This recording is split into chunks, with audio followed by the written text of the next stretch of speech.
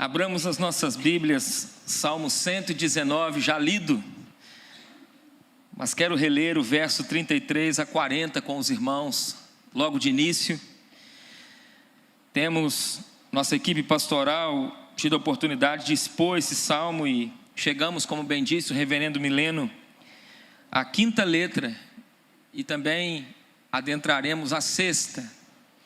E eu gostaria de ler contigo, a partir do verso 33, o que a Sagrada Escritura traz aí para nós como edificação, orientação. Diz assim o texto bíblico: ensina-me, Senhor, o caminho dos teus decretos, e o seguirei até ao fim. Dá-me entendimento, e guardarei a tua lei, de todo o coração eu a cumprirei. Guia-me pela vereda dos teus mandamentos, pois nela eu me comprazo. Inclina-me o coração aos teus testemunhos, e não a cobiça. Desvia os meus olhos para que não vejam a vaidade, e vivifica-me no teu caminho. Confirma a teu servo a tua promessa, feita aos que te temem. Afasta de mim o opróbrio que temo, porque os teus juízos são bons. E eis que tenho suspirado pelos teus preceitos. Vivifica-me, mais uma vez ele pede, por tua justiça.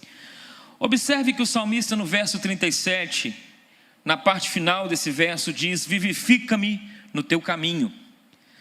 No verso 40 também, concluindo esse verso 40, ele roga: vivifica-me por tua justiça. Vamos ter uma palavra de oração. Pai Celeste, obrigado pela oportunidade que temos de mais uma vez estar diante do maravilhoso Conselheiro, o Deus forte, aquele que é dono da eternidade, para aprender aos pés do Senhor, Pai. Sabedores, ó Pai, que chegamos aqui, cada um com o seu desafio, cada um com uma realidade, cada um trazendo a Deus no peito algumas palavras de gratidão, desafios, mas a verdade é que como igreja, como cantamos agora, o sentimento nosso de adorador é que o Senhor possa estar nos moldando, fazendo-nos conforme a imagem do teu Filho Jesus Cristo. E nós entendemos que isso passa com toda certeza por um aprofundamento na Escritura Sagrada, na influência que o Espírito Santo, que em nós habita, ele tem com toda certeza, desde que começou a boa obra, ele tem perseverado e não tem desistido de nós. Obrigado, Senhor, muito obrigado. Traga a nossa mente cativa nesse instante, nos minutos que vamos nos debruçar nesses versos, nos ajuda a termos a atenção necessária, e que qualquer realidade da nossa mente dispersa possa ser, ó Pai, conduzida, como bem disse Paulo, cativa ao conhecimento da pessoa de Jesus Cristo. É um pedido que lhe fazemos como igreja, em nome de Jesus. Amém.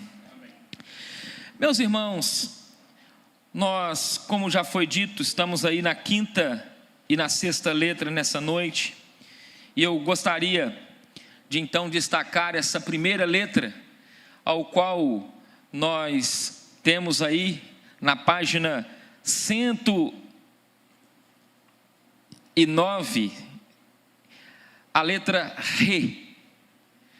A pronúncia dessa letra, curiosamente, nosso comentarista Charles Haddon Spurgeon, do verso 33 a 40, ele explora um resumo simples destes versos com uma frase que no seu livro se encontra. Ele denomina essa seção de favo de mel, ou favos de mel da Escritura, ou do Salmo. E uma coisa me chamou a atenção, porque quando nós lemos do primeiro verso ao último verso desse Salmo, alguém disse que nesse Salmo nós encontramos adoração, oração, louvor e admoestação. E quando chegamos a essa quinta letra, pesquisando o seu significado no contexto hebraico, o significado traz a ideia de algo quebrado, algo que, além de quebrado, é conduzido para a contemplação. E isso é interessante, porque lendo comigo, observe aí a sua Bíblia, do verso 33 a 40, você tem orações, frases. Você tem no verso 33 um pedido: ensina-me, Senhor. No verso 34, dá-me entendimento. No verso 35, me guia pela vereda. No verso 36, inclina o meu coração. No verso 37, desvia os meus olhos. Verso 39, afasta de mim. E ele conclui então, como que subindo em degraus, no verso 40, eu tenho suspirado. E ele pede: vivifica-me por tua justiça. E tomando então a palavra deste irmão do passado, Spurgeon, quando ele cita que esta ala ou essa estrofe traz para nós a ideia de favo de mel de orações, algumas coisas introdutórias eu gostaria que pensássemos. Primeiro, a autoria desse salmo sendo então de Davi. Davi foi recolhido com 70 anos de idade, reinou 40 anos ocupando o trono, 33 em Jerusalém e 7 em Hebrom.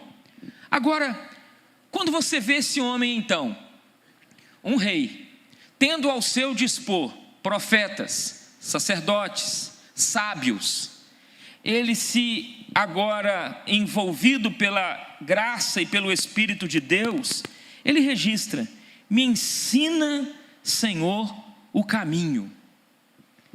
Ele está nos ensinando que, independente da posição que ele galga, que ele como autoridade exerce ali naquele contexto, ele está nos ensinando que a sua oração é uma oração fervorosa. Ele deseja que Deus seja o seu professor, mesmo tendo profetas e sacerdotes ao seu dispor. Ele está ali implorando: Deus, me ensine, porque eu estou ciente de que ninguém ensina como o Senhor. E aí eu tiro do verso 33 a 40 três verdades para refletirmos, que ardeu no meu coração estudando essas estrofes que nós temos compartilhado. Primeira delas é que ninguém ensina como o Espírito Santo.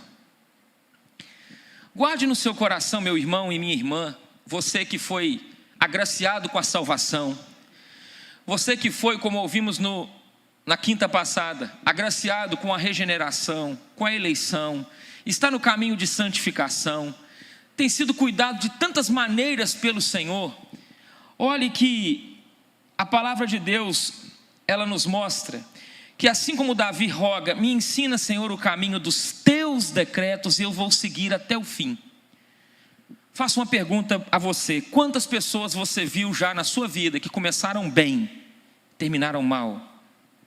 Na Escritura, te ajudo: Ló, Judas, Demas, e outros que nós poderíamos aqui nos lembrar na Sagrada Escritura, Uzias, homens que começaram bem, mas que no caminho, no processo da caminhada com o seu Senhor, por motivações diversas, mas a principal, o coração, foram enganados, foram vencidos pelas suas cobiças, pelas suas tentações, e tiveram a disciplina devida em cada momento, inclusive a disciplina paternal.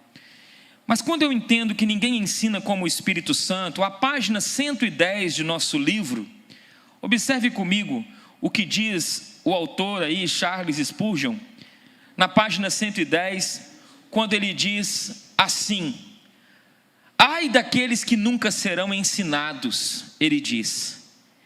Eles adoram a sua sabedoria, mas a sua loucura é evidente a todos que julgam corretamente. Ele diz também em um pedaço, nessa página 110, que a sensação de lentidão para aprender, porque às vezes somos lentos, leva-nos a procurar um grande professor. Quanta generosidade da parte de nosso grande Jeová, ter se dignado a ensinar os que o procuram. A lição almejada é prática. O homem santo não apenas aprenderia os estatutos, mas aprenderia o caminho deles, o uso deles, o seu teor, o seu espírito, a direção, o hábito e a tendência. Veja que Spurgeon está dizendo: ai daqueles que nunca serão ensinados. E pegando a ajuda de Spurgeon, conduzindo você então a pensar que ninguém ensina como o Espírito Santo, vá comigo para o livro de Jó. Livro de Jó, no capítulo 36, versículo 22, está dito assim, a versão que leio, King James: eis que Deus exalta pelo seu poder. Quem? Uma pergunta. Quem ensina como ele? Davi está dizendo no verso que estamos olhando para ele, 33, me ensina, Senhor, me ensina. Mas lá no livro de Jó, no capítulo 36, verso 22, também está retratando que Deus é exaltado pelo seu poder. E logo uma pergunta: quem ensina como ele? Vamos para o Salmo 143, versículo 10, está dito assim: ensina-me a fazer a tua vontade, pois tu és o meu Deus. O teu espírito é bom, me guia à terra da retidão. Jesus Cristo vem, encarna-se, e diz a Sagrada Escritura que ele está próximo ali da cruz, na última semana. Ele chama os discípulos para a intimidade de uma conversa, e ali ele vai declarar aos discípulos que ele não vai deixar eles órfãos. Ele vai enviar o Paráclito, o Espírito Santo. E veja lá então em João capítulo 14, pensando nessa fala de Davi: me ensina, Senhor, e levando você e a mim a pensar no ensino que o Espírito Santo tem nos conduzido nesse tempo. O Evangelho de João, no capítulo 14, verso 16, está dito assim: e eu rogarei ao Pai, diz Jesus, e ele vos dará outro Consolador, finalidade de que esteja para sempre convosco. O versículo 17 diz que o Consolador, ele é o Espírito da verdade que o mundo não pode receber, porque não no vê, nem o conhece. Os discípulos, vós o conheceis, porque ele habita convosco e estará em vós. Vá para o capítulo 16, verso 12 e 14, falando ainda do Espírito Santo, a missão do Consolador. No capítulo 16, Evangelho de João, verso 12 e 14, está dito assim: ele me glorificará, porque há de receber do que é meu e vou-lo há de anunciar. Agora, veja que a fala de Cristo no verso 14 está apontando para o verso 13. O verso 13 está dizendo que o Espírito da verdade vai guiar aqueles discípulos a toda a verdade, de maneira que não falará por si mesmo, mas dirá tudo o que tiver ouvido e vos anunciará as coisas que hão de vir. E o Senhor então diz aos discípulos acerca do Espírito Santo que habita em nós, a igreja: ele me glorificará. Então você, filho de Deus, você que foi escolhido pelo Senhor, você que foi salvo segundo a soberana graça de Deus, você que é a habitação do Espírito, você precisa dessa consciência de que o Espírito de Deus em você deseja glorificar a Cristo, porque é dito no verso 14 que o Espírito Santo, apontando para Cristo, glorificaria a Cristo e anunciaria aos discípulos, incluindo a nós, coisas grandiosas, como cantamos agora há pouco, falando do texto de Isaías 9, maravilhoso conselheiro. Todos cristãos, ao olhar para a Escritura, precisam se apoiar no maravilhoso conselheiro. Quantas vezes você e eu precisamos, nas encruzilhadas da vida, que esse conselheiro nos ajude, como Davi está dizendo: ensina-me, Senhor, eu quero ir até o fim, eu não quero ficar pelo caminho. Me ensina, Senhor, eu quero chegar a uma linha de chegada, eu quero prosseguir. O Senhor começou, o Senhor tem cuidado, mas me ajuda a ter os meus olhos, como disse um irmão do passado, repleto das realidades da eternidade, de maneira que o teu Espírito me dê a graça de poder, dia a dia, pelos seus decretos, no caminho, ter uma vida cristã saudável.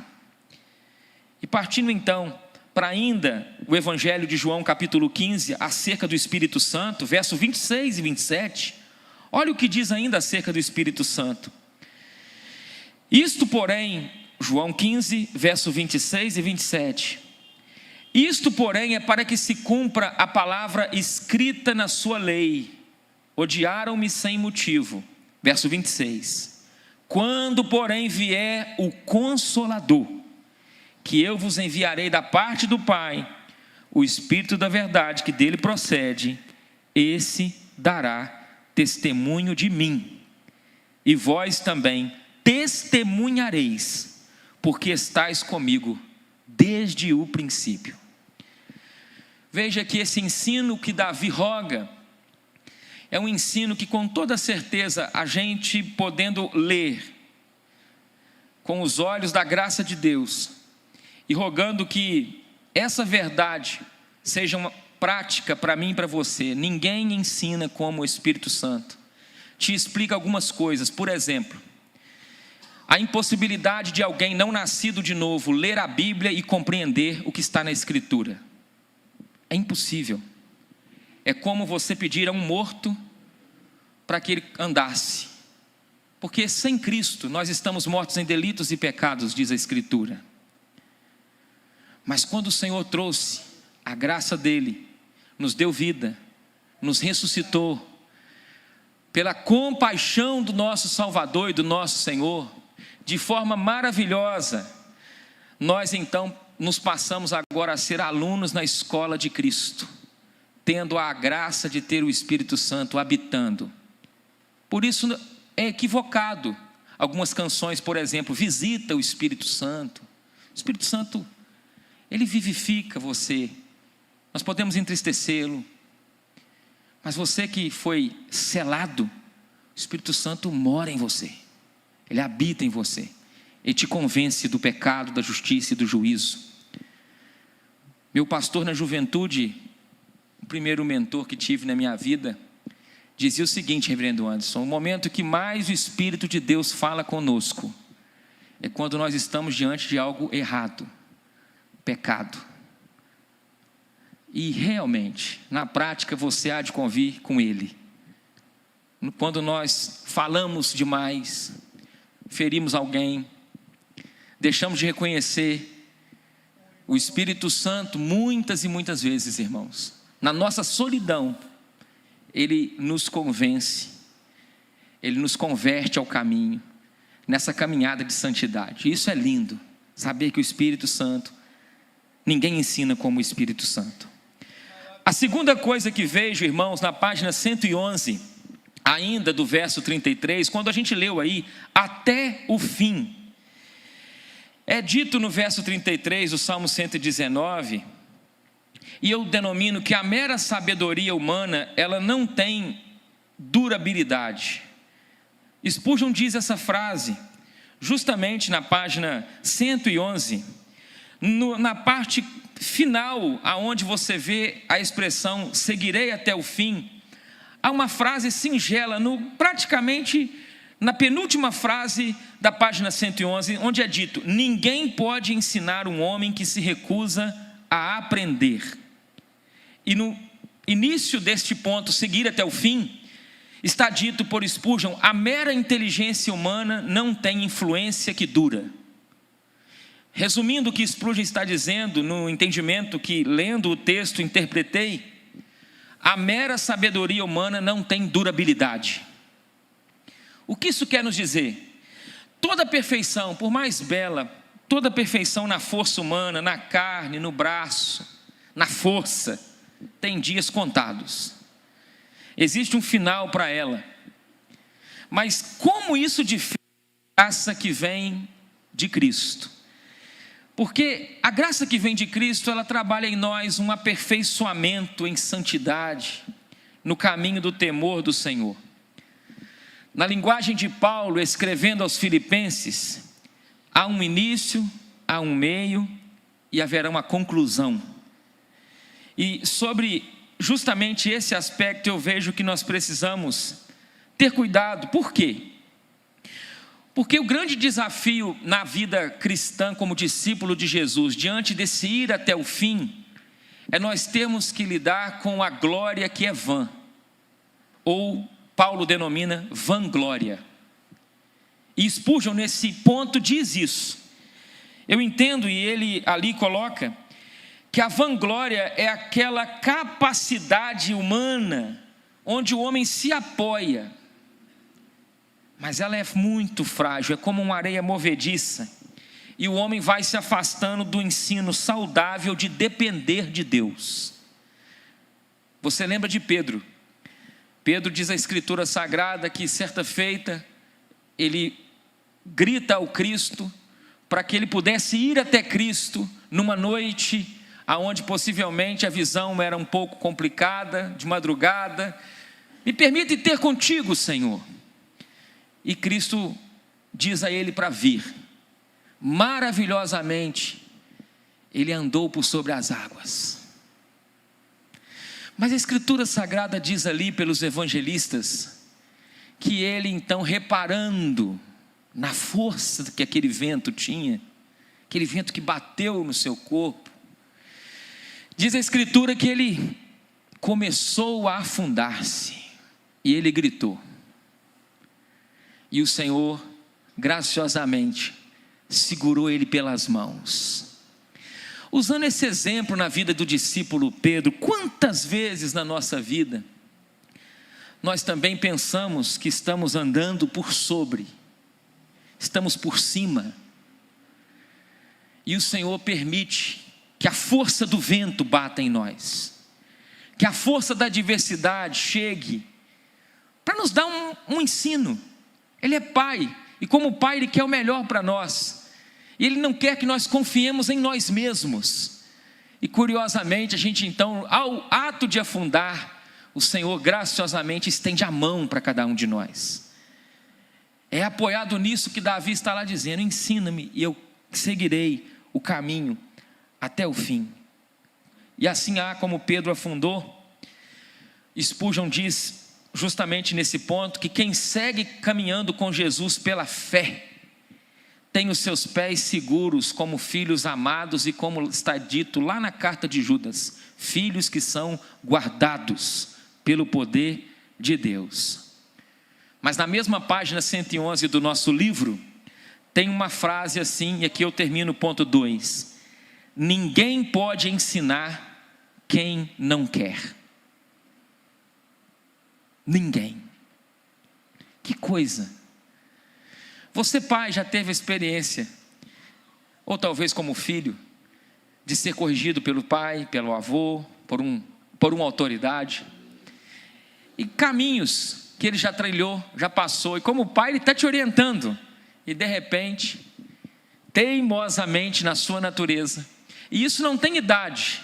Recentemente, conversando com um pai me relatava que o bebezinho dele, quando começou a andar, ele levou o bebezinho bem próximo ali nos primeiros passos e mostrou a tomada, e disse para ele assim: olha, você não pode colocar o dedinho aí.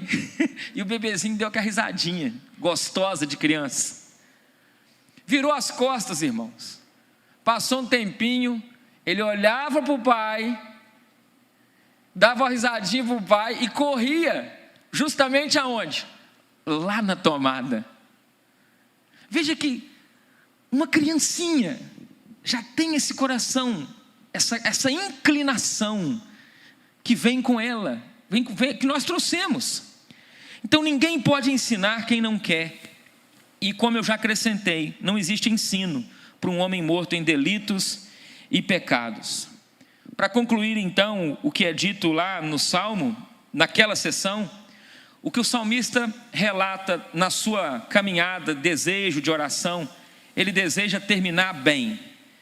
Veja lá, voltando então ao Salmo 119, ele pede: me ensina, desejo concluir, desejo terminar bem. E ele começa, como Spurgeon diz, a relatar alguns pedidos em oração, como o verso 34, me dá entendimento, me guia, me inclina, me desvia os meus olhos. Tudo isso porque ele quer terminar bem, como consequência de alguém que viveu bem. E eu creio que você, quando lê do verso 33 a 40, se puder resumir algo para pensar voltando para casa, volte com a seguinte frase, ou pergunta para o seu coração e para o meu: eu preciso terminar bem, mas para terminar bem aos olhos do Cristo, eu tenho que viver bem, e viver não é automático. Você lembra de Paulo escrevendo aos Filipenses capítulo 4? Paulo diz lá assim no capítulo 4, aprendi a viver, aprendi.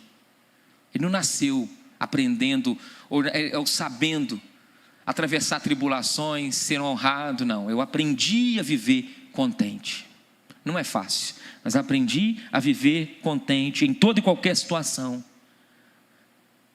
Tanto sei estar passando por humilhações, não me deprimo quando humilhado, venço essa realidade em Cristo, mas quando honrado também, a soberba, eu luto contra ela, é o que Paulo está dizendo. Sei passar por momentos de abundância e escassez, tudo posso em Cristo, que me fortalece. Ele quer terminar bem. Então vimos, ninguém ensina como o Espírito Santo, a mera sabedoria humana não tem durabilidade.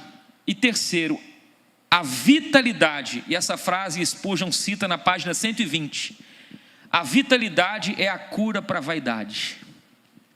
O que é vitalidade? Observe aí, no versículo de número 37, desvia os meus olhos para que não vejam a vaidade e vivifica-me no teu caminho. O verso 36, ele já revela um desafio que ele tinha. A palavra cobiça está no verso 36. Quando pensa em cobiça, você lembra do Éden, os nossos pais. O olhar, o comer, estender a mão, tocar aquilo que não deveria ter tocado, entendimento mudado. Sereis conhecedores do bem e do mal. E aqui o salmista pede, me inclina o coração aos teus testemunhos e não a cobiça. E ele pede para desviar os meus olhos, para que eu não vejam a vaidade e vivifica-me no teu caminho. Ou seja, a vitalidade ou o vivifica-me que ele roga é a cura para a vaidade. De forma que os nossos olhos são a porta favorita, diz Spurgeon, para a sedução. E eu achei interessante que ele pede para que os olhos sejam desviados e não fechados. Porque, diferente talvez do que nós possamos entender, né? Vou fechar os meus olhos. Não, ele, neste caso específico, ele pede para que os olhos sejam desviados, de maneira que envolvia o coração, ou seja, um coração cheio de graça muda o olhar. E quantos exemplos na Bíblia você tem, incluindo Sansão? E nós temos um discurso contemporâneo, por exemplo, siga o seu olho, siga o seu olhar. E você olha para um Sansão que foi seguindo os seus olhos, e qual foi o fim de Sansão? Terminou cego, de tanto que ele seguiu os olhos dele. Antes, desvenda os meus olhos. Nós vimos aí nos estudos passados, ele pediu, desvenda os meus olhos, para que eu contemple as maravilhas da tua lei. Olhos abertos. Agora, não fecha os meus olhos. Agora, desvia os meus olhos, de forma que, quando a Escritura vai agora nos mostrar no verso 38, isso vai gerar algo que vai confirmar ao teu servo a tua promessa, feita aos que te temem. Afasta a vergonha que temo, porque os teus juízos são bons. E eu vejo essa realidade ao qual termina no verso 40, o salmista dizendo, eu tenho suspirado pelos teus preceitos e me vivifica por tua justiça. É alguém que está olhando para frente, com determinação, mas acima de tudo, com oração. Ele é determinado, mas não é um determinismo pessoal, particular, desprovido de uma confiança no eterno. Não, ele olha para frente com total confiança de que o Senhor está amparando ele, cuidando dele, abrindo caminhos. E isso é lindo, de maneira que eu e você precisamos desse exemplo. Agora, entramos no verso 41, e no verso 41, nós temos o salmista rogando: venham sobre mim, e ele pede no plural, as tuas misericórdias. E ele inclui, nas muitas misericórdias que ele entende, o Senhor tem para com ele, a palavra pela primeira vez no Salmo: salvação. Até este versículo 41, não tem em nenhum momento a palavra salvação registrada no Salmo. A primeira menção da palavra salvação está aqui, no verso 41. Por quê? Porque você há de convir comigo que não há misericórdia. Na época que éramos ignorantes, o Senhor teve misericórdia de nós. A misericórdia do Senhor na época das nossas ignorâncias, na época da nossa vida trevosa, a época ao qual eram antes de Cristo, que todos nós fomos agraciados com a misericórdia de Deus. Uma vez salvos, estamos contando com a misericórdia do Senhor. E até aquele dia final, a gente vai necessitar dessa misericórdia, dessa compaixão dele. Mas o salmista inclui, em meio a essas muitas misericórdias que regenera, que converte, que justifica e que redime, ele inclui a expressão, a salvação de Deus. Ele diz: a tua salvação, segundo a tua promessa, e que essas misericórdias venham como chuva sobre a minha vida. E olha o resultado no verso 42, de alguém que compreende que a salvação é de Deus, de alguém que compreende que as misericórdias do Senhor, que são a causa de não sermos consumidos, tem o visitado. Verso 42 diz: e eu vou saber responder àquele que me insulta, pois eu confio na tua palavra. Será que nós temos sofrido nesse tempo com alguns insultos como igreja? Creio eu que sim. Será que individualmente, de vez em quando, nós somos colocados em situações no trabalho, na lida social, aonde nós nos sentimos insultados, perseguidos, muitas das vezes até deixado de lado, e por causa da nossa fé, por causa do nosso comprometimento com os princípios do Evangelho? E o salmista está dizendo: eu vou saber responder aos que me insultam. Acredito eu que você há de convir comigo que a igreja brasileira, às vezes, não tem sabido dar resposta àqueles que, de alguma forma, nos insultam. Lutamos batalhas que são espirituais de forma carnal. E eu entendo, compartilho com os irmãos, que batalhas espirituais se vencem de forma espiritual. Batalhas espirituais não se vencem de maneira carnal. Utilizando da fala paulina, as armas da nossa milícia não são carnais, mas são poderosas em Deus, para desfazer, anular sofismas, engano. E essa palavra, as armas da nossa milícia, que não são carnais, elas precisam estar no nosso dia a dia. É o que o salmista está: saberei responder aos que me insultam, porque eu confio na tua palavra. Agora, partindo para a conclusão, esse autor do Salmo 119, ele amava as Escrituras, como você pode ler e debruçar, e tem visto. Mas um detalhe: você há de convir comigo que uma coisa é você amar a Escritura como livro. Nós citamos o Espírito Santo, não confiança na nossa capacidade. E curiosamente, quando entra nesse contexto agora, onde ele está dizendo do seu amor à palavra, diz a Escritura que ele, no verso de número 47 e 48, olha o que ele diz: eu terei prazer nos teus mandamentos, os quais eu amo. Ele ama. Olha, para os teus mandamentos, novamente ele fala que eu amo. Eu levantarei as mãos e vou meditar nos teus decretos. Então, é alguém que amava as Escrituras, mas ele queria, claro, uma experiência que o levasse a conhecer a salvação contida nas Escrituras. Trazendo para uma linguagem bem simples que até as crianças compreendem. O Senhor não chamou você e a mim para, de alguma forma, conhecer cardápio. Já foi num restaurante bonito? Vem na sua mente um restaurante bacana aí?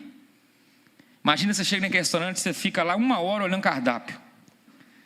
E admirado, que cardápio bonito. O ovo colorido. Olha para aquele tipo de... Ele te dá várias direções de alimentação. Mas, se for só cardápio, de nada vai adiantar.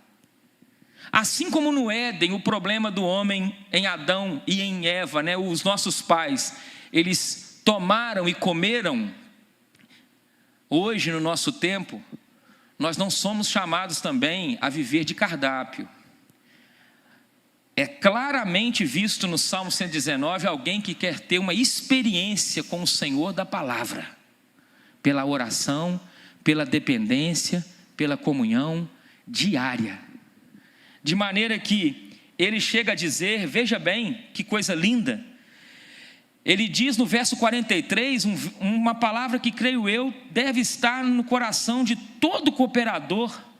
Todo cristão deve desejar o verso 43 na sua vida. Não tire jamais da minha boca a palavra da verdade, pois eu tenho esperado nos teus juízos. Imagine se Deus tirasse dos nossos lábios a palavra dele. O que ficaria? Aos que servem no ministério, se o Senhor, por 1 minuto, tirasse o que ele depositou. Porque Paulo disse que a palavra deve habitar ricamente em nós. E isso é tão encantador, meus irmãos, porque esse homem faz uma confissão de fé e uma declaração da sua crença e de uma experiência que o versículo 42 relata, olha, eu vou saber responder. Ou seja, venham a mim as tuas misericórdias, a tua salvação segundo a tua promessa, e assim eu vou saber responder, porque eu confio na tua palavra.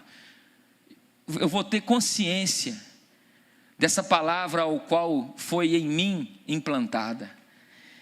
E eu quero terminar, como disse o verso 43, não tire jamais da minha boca a palavra da verdade, pois eu tenho esperado nos teus juízos. Aprendo aqui que é melhor ficar em silêncio, é melhor não falar nada, do que abrir os lábios e nos nossos lábios não estiver a verdade de Deus. Aprendo também que é um homem que no verso 44 a 48, ele revela, o texto bíblico nos revela, que o desejo dele é a experiência. Olha o que diz o verso 44. Eu observarei, assim eu vou observar continuamente a tua lei para todo sempre. O resultado disso é que eu vou andar com largueza, pois eu me empenho pelos teus preceitos. Olha, os homens que foram eleitos, deveriam, os cristãos eleitos, pensar no verso 46. Eu vou falar dos teus testemunhos na presença dos reis, e não vou ter vergonha.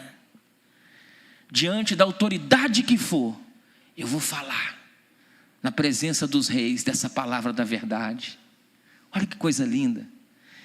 Um homem que está entendendo que a salvação o favoreceu, que o coração dele é um grande inimigo e que ele deseja glorificar o melhor amigo. Alguém que me leva a compreender o verso 48, quando ele então declara: para os teus mandamentos que eu amo, eu vou levantar minhas mãos e vou meditar nos teus decretos. Spurgeon diz que as orações com mãos erguidas para o alto e meditação com olhos voltados para o céu produzem resultados no coração. Vou repetir.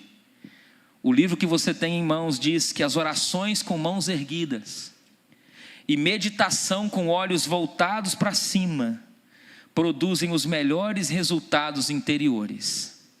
E eu termino com uma leitura, não do livro de Spurgeon nem da Escritura, mas um irmão que faleceu em 1963, chamado A.W. Tozer.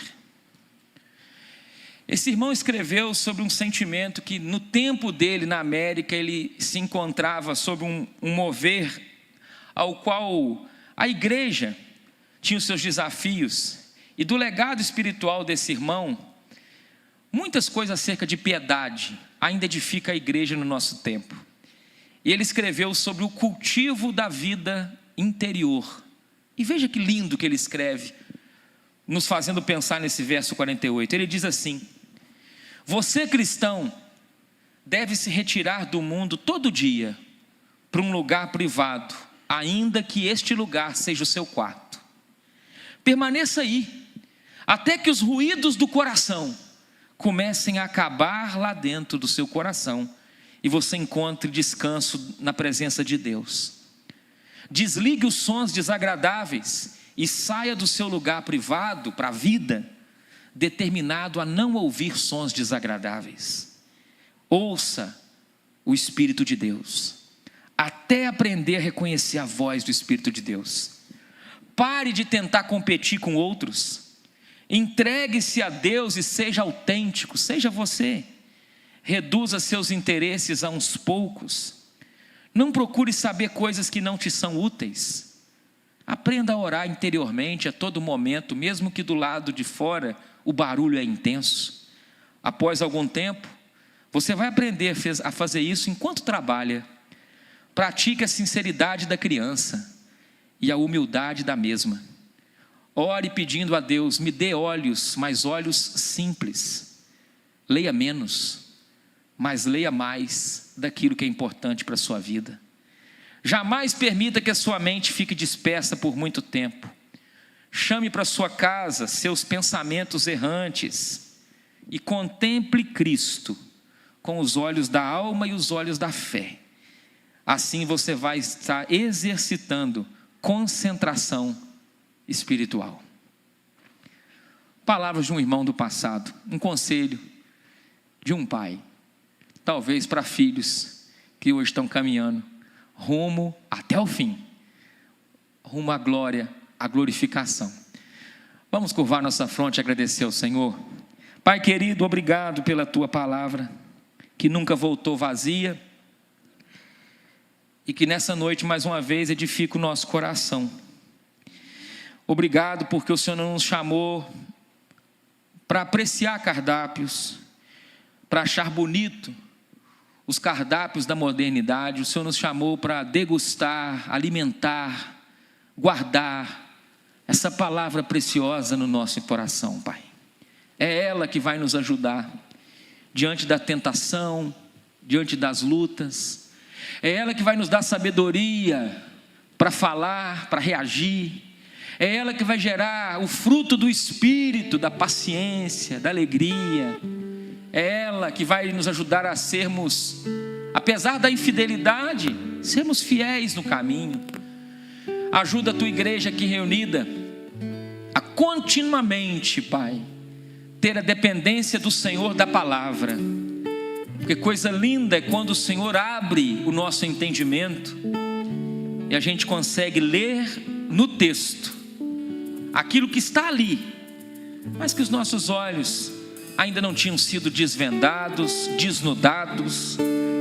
Mas também eu peço para mim e para os meus irmãos, nos ajuda a termos os nossos olhos desviados da cobiça. Nos ajuda a ter olhos desviados, ó Pai, daquilo que atrai, chamado de concupiscência dos olhos, soberba da vida, concupiscência da carne. Nos ajuda, Senhor. E obrigado por tudo que o Senhor tem nos instruído às quintas-feiras. Obrigado. Que a tua igreja continue sendo relevante nesse tempo. Essa é a nossa oração, em nome de Jesus. Amém e amém.